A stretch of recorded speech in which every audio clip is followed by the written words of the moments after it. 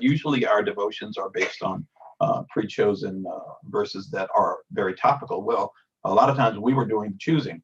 And the truth is, that's not really necessary because that's been done. There are so many books in the Baha'i faith that we all have access to we're, very, very well-read Baha'is in an authoritative way are compiling verses and passages from the writings that revolve around one topic. And so this book is all about spiritual issues, or so, again, the name of it is Baha'u'llah's Teachings on Spiritual Reality. Now, we've spent the last, so many weeks talking about things like progressive revelation and why, religion needs, let's say, an updating, shall we say, and who are the manifestations of God, the prophets that bring the word of God to us, etc., and how humanity needs to be spiritually educated. Okay, and so that was actually at the end of the book. And so I guess you could say we're kind of going backwards in the book. And what we're going to be talking about today is we are going to begin a series, shall we say, of devotions that, again, from the same text, but I'm trying to find the introduction to that. The same text, but what we're going to be talking about are various aspects of spirituality that have to do with the progress of the soul, the progress of the soul. And there is there are, I think we have, what do we have, like 5 chapters we're going to be dealing with on the progress of the soul. But this section of this book has a very interesting introduction to it. And I thought it would be good if we could start out reading before we get into, again, looking at the chapter on evil. Reading the introduction to this particular segment of the book. That's on page 99. 2 good numbers put together. And so I'm going to go start and just read this segment for right now. The dawning point of contemplation about the existence of the human spirit comes upon reflection about death. The dawning point of contemplation about the existence of the human spirit comes upon reflection about death. Why does rationality appear in the physical universe in a human being when nature itself does not manifest this power of rationality? Having once appeared, what makes one believe that the rational consciousness of the individual simply comes to an end? And if the human spirit does continue to exist, what are the implications for life in this world? Baha'u'llah explains that human beings are unable to fully comprehend the life after the physical world, nor can words fully describe existence in the next world. His teachings offer a glimpse of the immortality of the soul, of the nature of the world after death, and of the capacity of the soul for advancement in the spiritual realm. The recognition of the continuation of existence, I'm going to say that phrase again, the recognition of the continuation of existence establishes a foundation for human progress and stimulates a desire to develop spiritual qualities. The physical world is a place of composition and decomposition, of progress and decline. But the soul is a non-physical element that suffers no disintegration and no regression. While the material characteristics of a human being cease at death, Baha'u'llah explains his personality, his consciousness, and his qualities remain in the degree of purity to which he attained in the physical realm. His progress in the next realm is infinite. The purpose of life in the physical world is to prepare the soul for its existence in the next. Just as an embryo develops its eyes, ears, and limbs required for life outside the womb, so does an individual prepare in this world by developing spiritual qualities that provide him with capacity for progress after death. The physical world is a world of hardship and suffering. I just lost my place. The physical world is a world of hardship and suffering. It is by dealing with the difficulties that are an inherent part of material reality that the spiritual qualities are perfected. The great powers of the human spirit can, however, through an act of free choice, be abused and directed toward earthly and selfish purposes that are the cause of evil in this world. The material world, Baha'u'llah's teachings indicate, is a learning environment for exploring spiritual reality. The material realm, being most accessible to human understanding, serves as a vehicle of metaphor and analogy to assist in comprehension of principles of spiritual reality. The understanding of these principles then finds expression through action in the physical realm. Spiritual progress is dependent and conditioned upon material means. It is ultimately by sacrificing the material characteristics of human nature that the individual is able to polish the mirror of the soul and manifest the true spiritual self. Now, I'll admit that was a lot. But today, what we're going to do is we're going to start by. Before you go too much further into that, Okay. There's some things that we have to understand before we get beyond this stage. Okay. And that is, we must accept the fact that, or realize the fact that we are spiritual beings. Yes. Having a corporeal experience. Wait a minute. That is. You're going to explain that, right?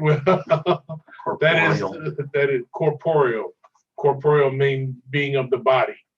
Okay, so we are actually spiritual beings, and this existence that we live in, this material world, is simply a phase, because the spirit exists before the body exists. So this phase, like all phases of creation, is a pass-through. It's a pass-through. We are born. This existence is a phase that is there to teach us certain things about life, to progress in the world of spirit. So that's where we are. Okay.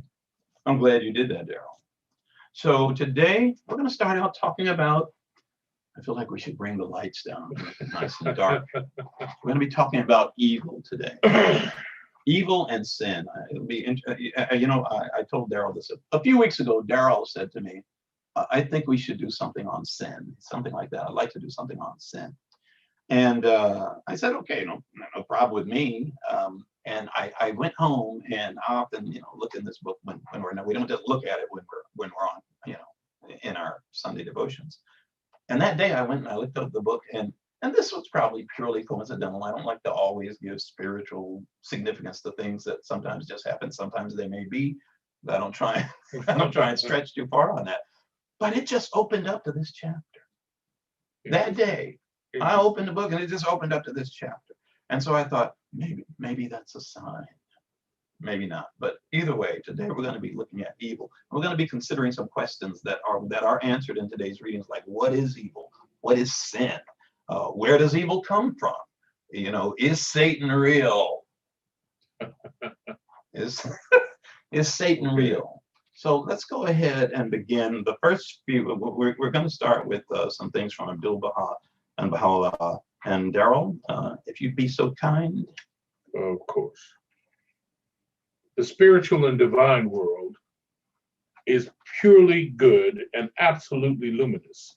But in the human world, light and darkness, good and evil, exist as opposite conditions. And now, concerning the question regarding the creation of man, know thou that all men have been created in the nature made by God, the guardian, the self-subsisting. Unto each one has been prescribed a preordained measure, as decreed in God's mighty and guarded tablets. All that which ye potentially possess can, however, be manifested only as a result of your own volition. I'm going to say that again.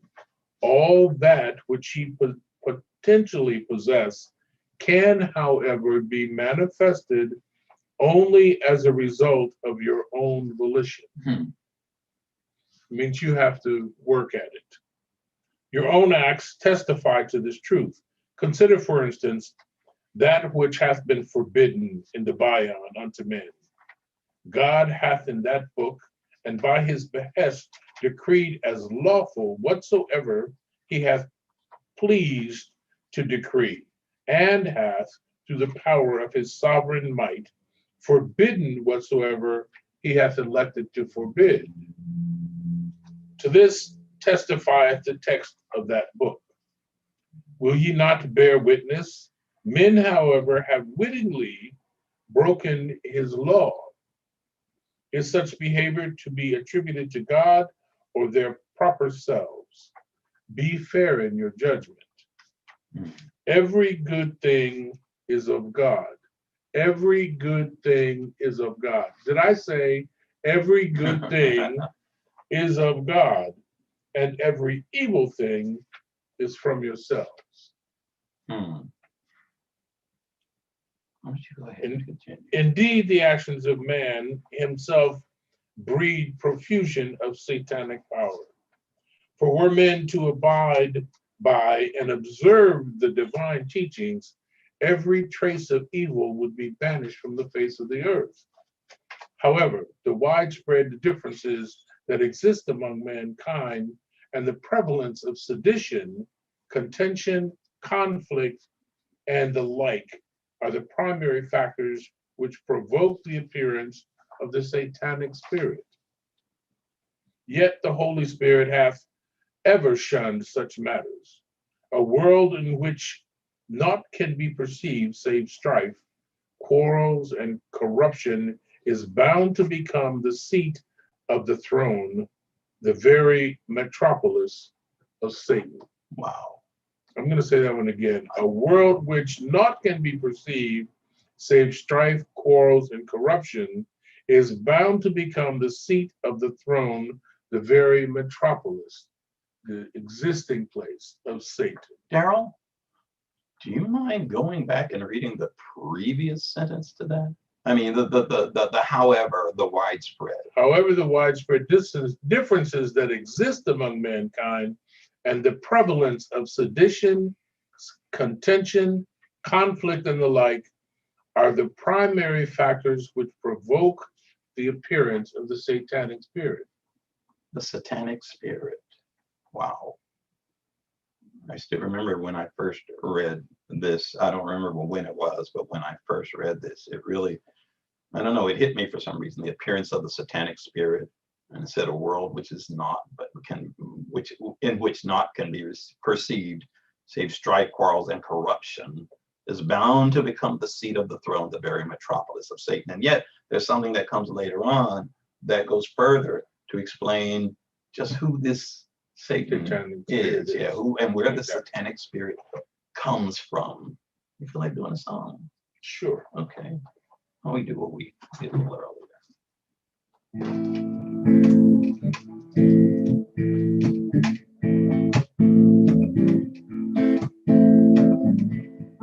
Oh, Son of Spirit.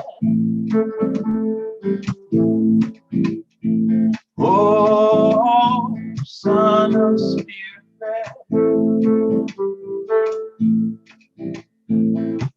Oh, Son of Spirit.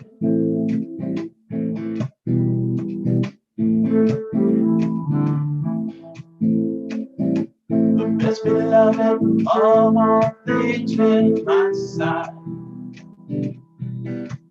is justice. Justice. The best beloved of all things in my sight is justice. Justice. Turn not away from him, thou desirest me. Neglect it not, let none may confide in thee. By his day, thou shalt see with thine own eyes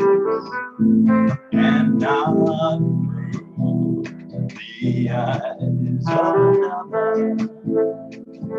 O Son of Spirit,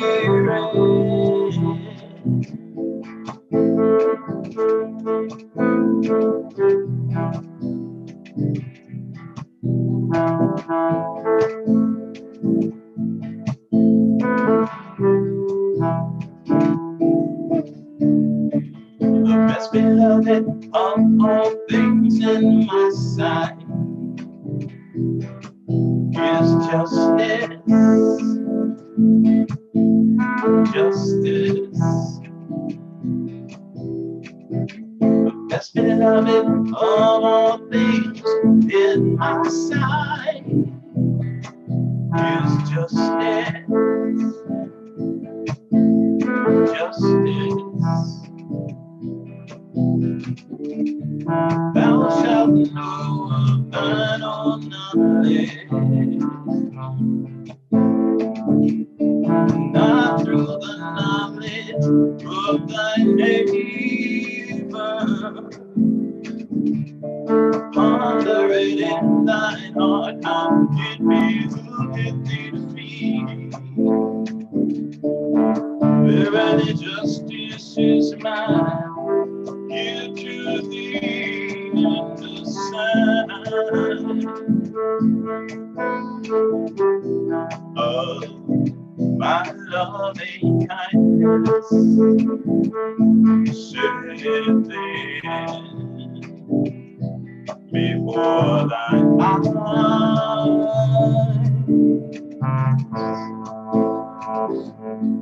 before thine eyes,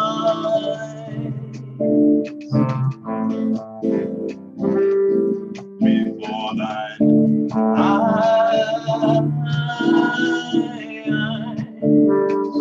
O Son of Spirit,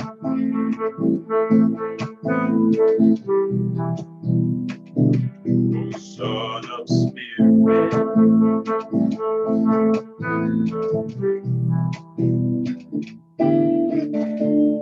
The best beloved of all things in my sight is justice,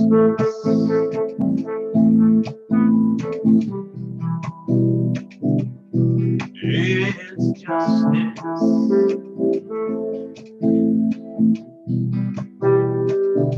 O Son of Spirit,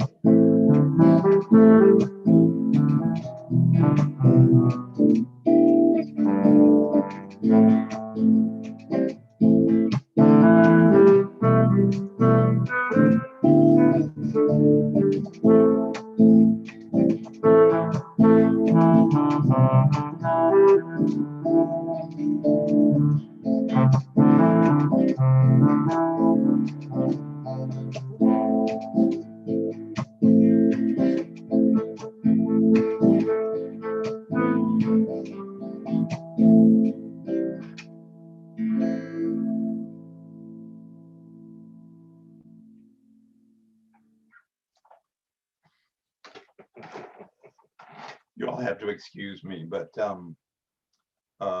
as we've said before, most of the songs, not all, but most of the songs that we do are originals, and I will admit that most of them I wrote. I mean, based on the writings, or just simply like so many Baha'i artists, we take the words from the writings and put them to music.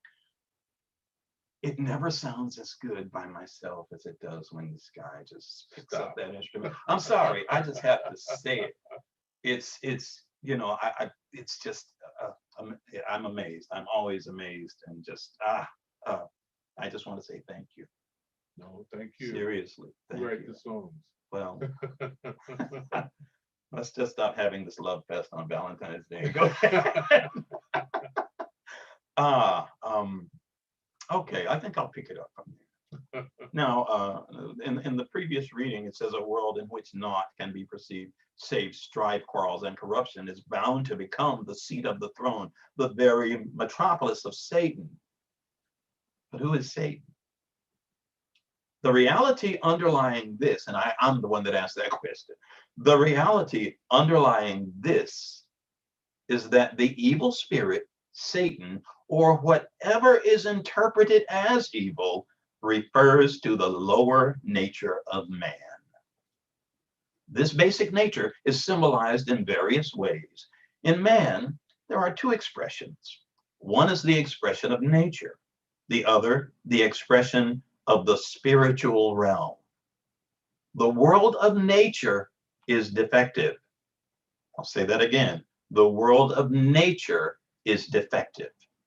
Look at it clearly, casting aside all superstition and imagination.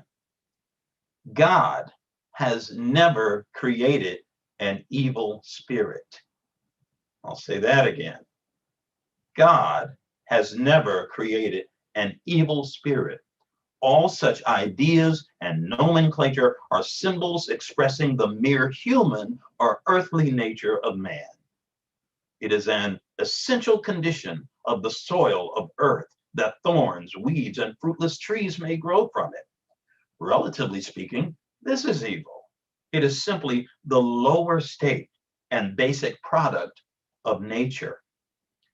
Perhaps someone will say that since the capacity and worthiness of men differ, therefore the difference of capacity certainly causes the difference of characters. But this is not so.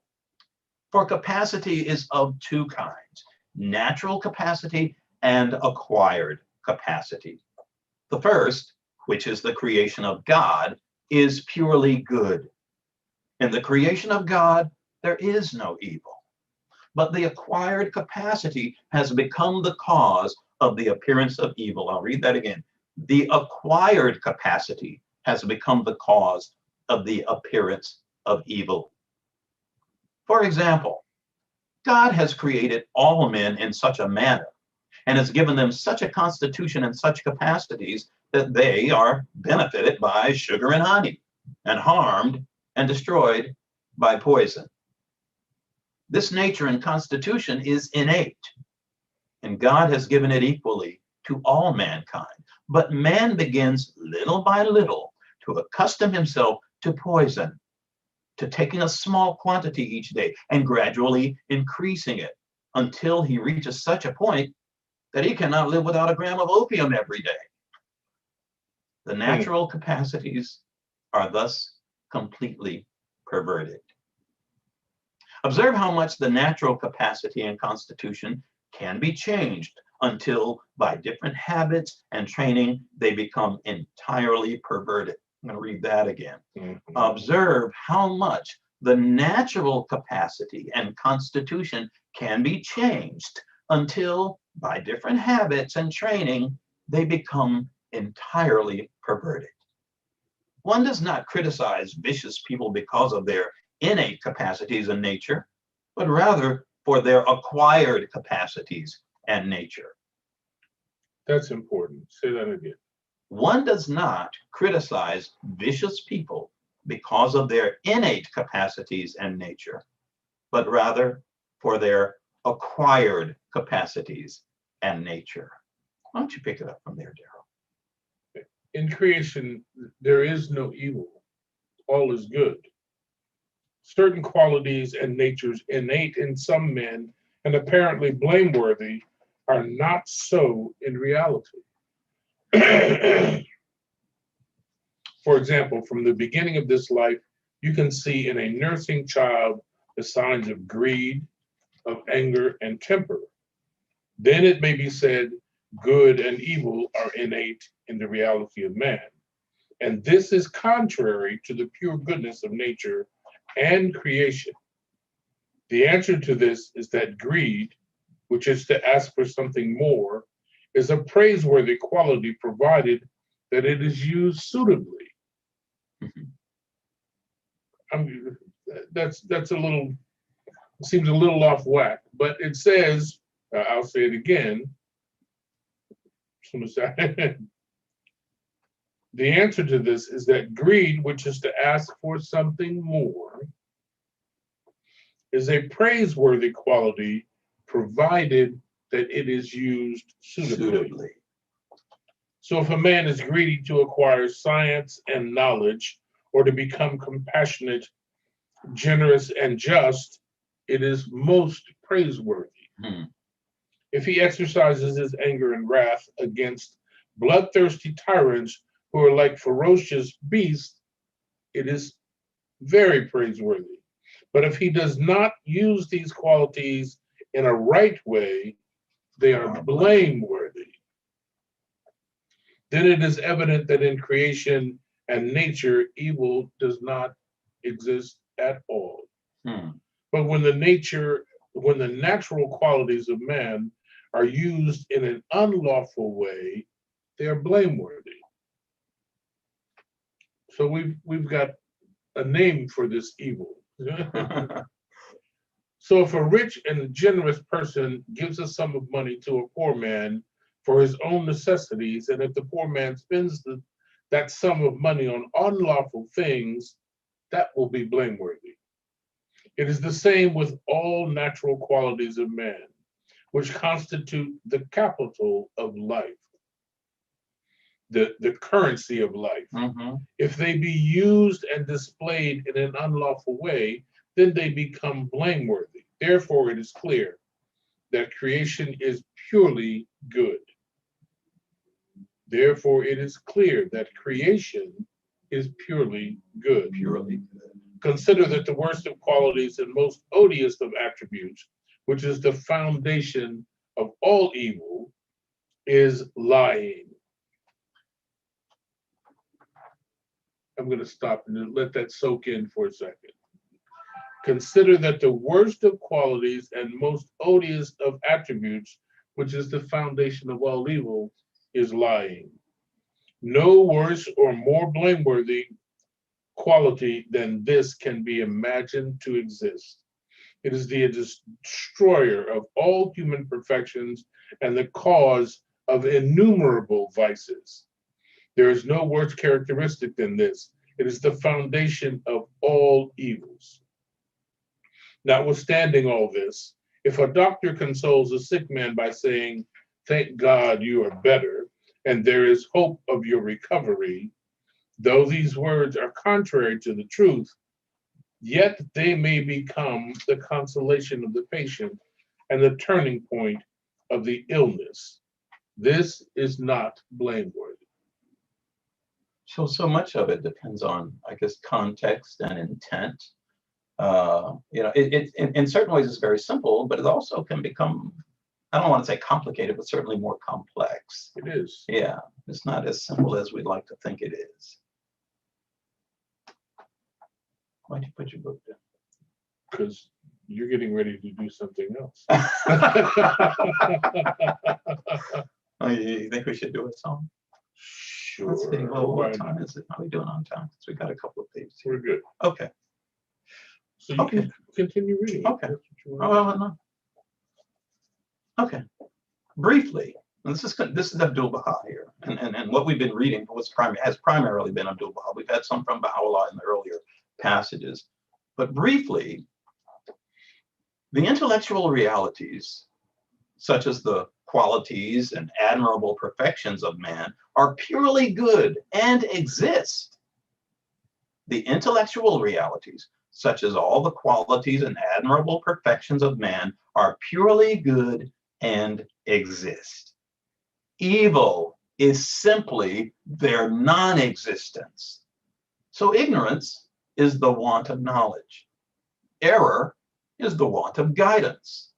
Forgetfulness is the want of memory. Stupidity is the want of good sense. All these things have no real existence.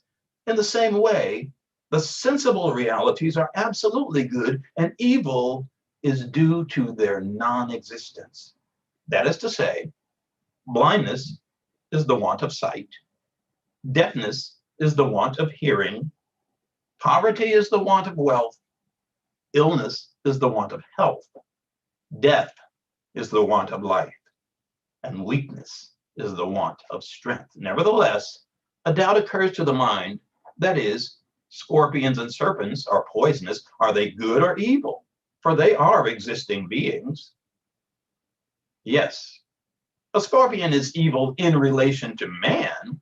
A serpent is evil in relation to man. But in relation to themselves, they are not evil, for their poison is their weapon, and by their sting, they defend themselves. But as the elements of their poison do not agree with our elements, that is to say, as there is antagonism between these different elements, therefore, this antagonism is evil. But in reality, as regards themselves, they are good. The epitome of this discourse is that it is possible that one thing in relation to another may be evil, and at the same time, within the limits of its proper being, it may not be evil. I'll read that again.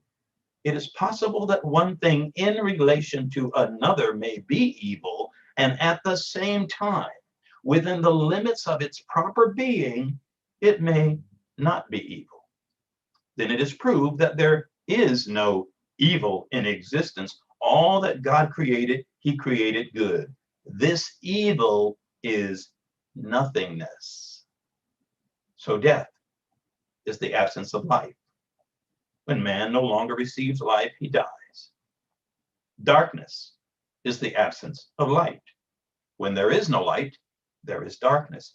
Light is an existing thing, but darkness is non-existent. Wealth is an existing thing, but poverty is non-existing. Then it is evident that all evils return to non-existence. Good exists. Evil is non-existent. Now, I'll show you Effendi in the next passage.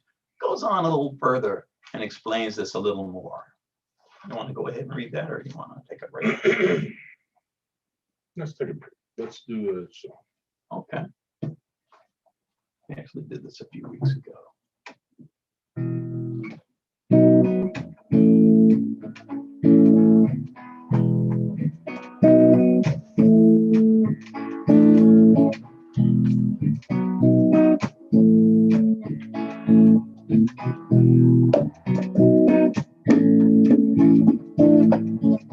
Why would anyone be satisfied with prejudice? Why would anyone try to justify injustice? Can't they see we're all created equal? How could anyone deny the oneness of all people? I look up to the sky, can't help but shake my head. Better roll up my sleeves, cause my eyes, we got work to do. We got work to do now. So much work to do. We got work to do.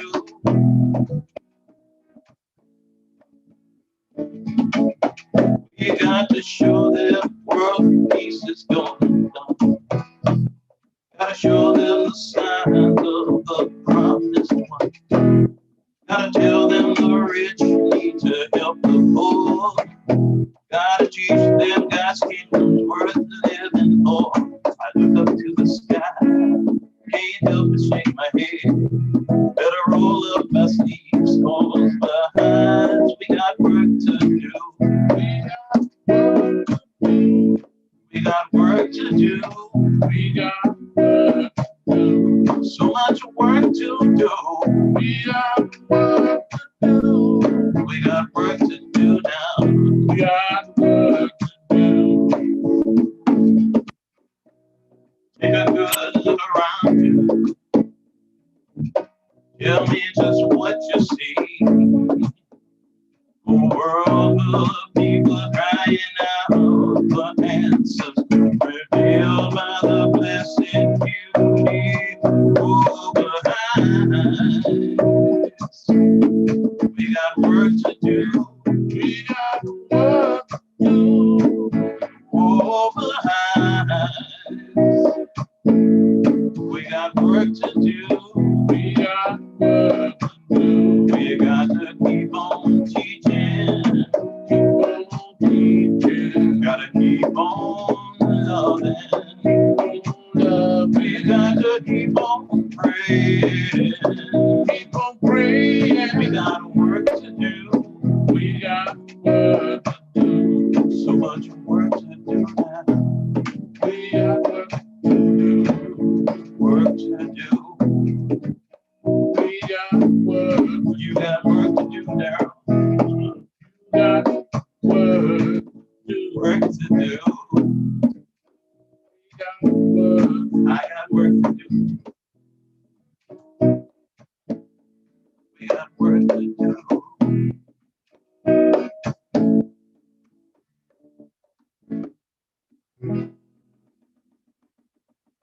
Work to do out there.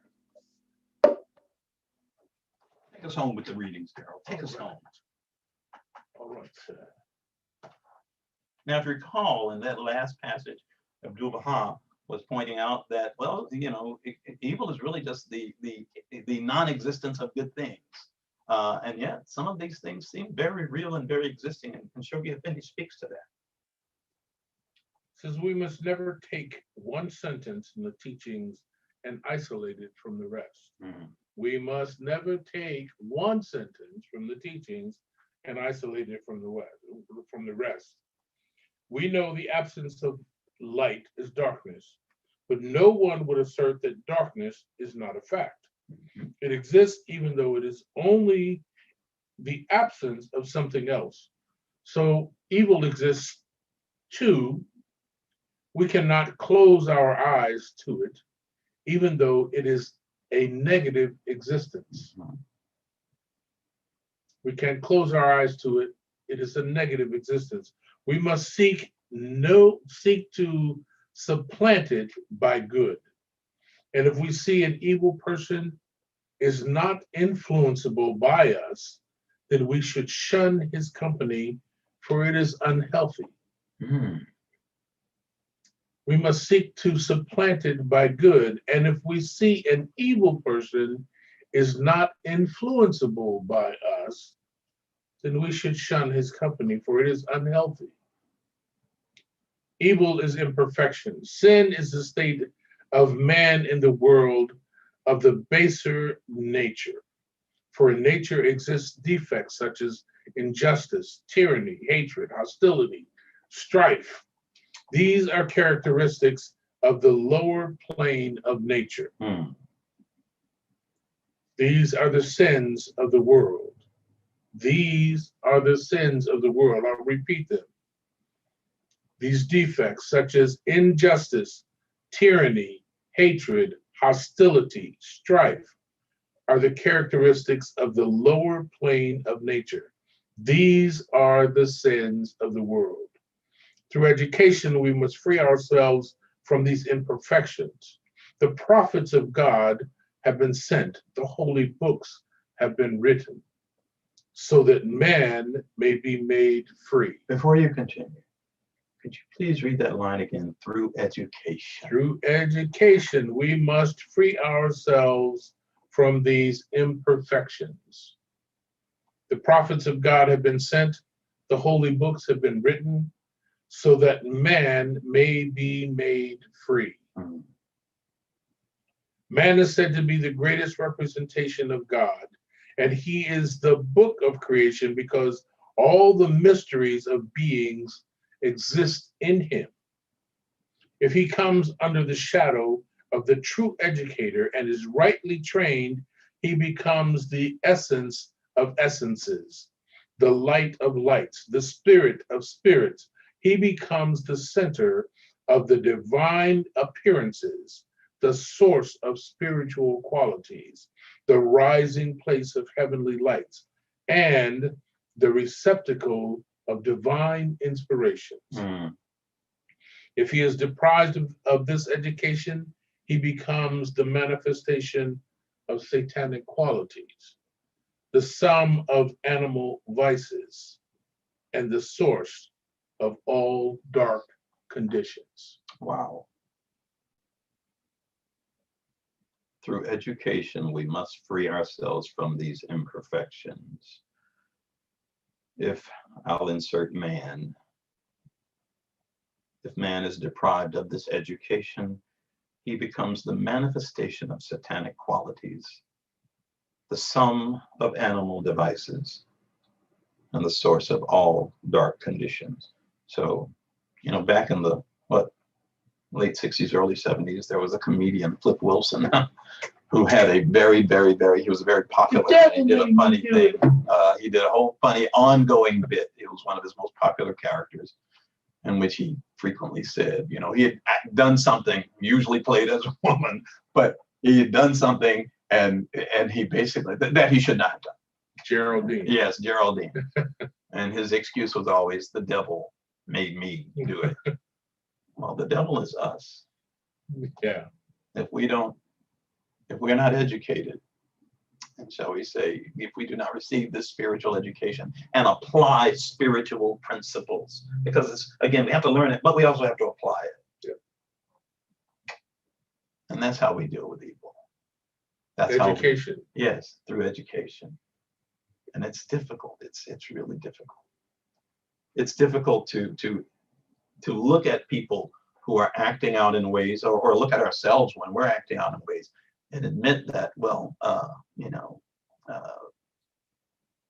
that number one, admit that it's evil.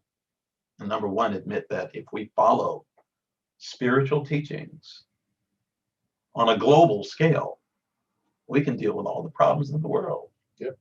Yeah, make this a better place. We're going to go ahead now and have some prayers and songs or passages from the people in the Zoom world. And we always like to start with Camby's. Camby's, do you have anything for us today? Sure. Please. You might want to turn yourself up a bit, Camby's. Okay.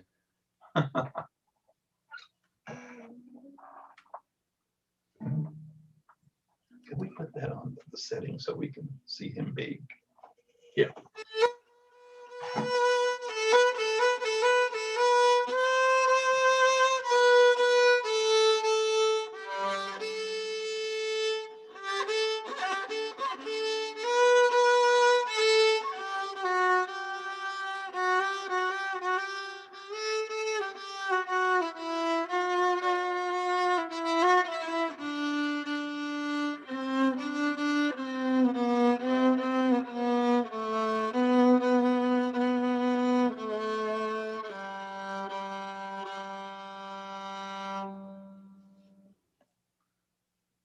ای پروردگار ابرار را از باده اسرار سرمست کن و مطلع انوار هدایت فرما ولهی به دلها ده و وجد و طوبا به جانها بخش گوشها را محرم راز کن و قلوب را هماهنگ و هم آواز فرما تا یاران علم وحدت انسانی را در این جهان بلند نمایند و سبب الفت و یگانگی جمیع بیگانگان گردند. تویی مقتدر و توانا و تویی بخشنده و دهنده و عالم و بینا. این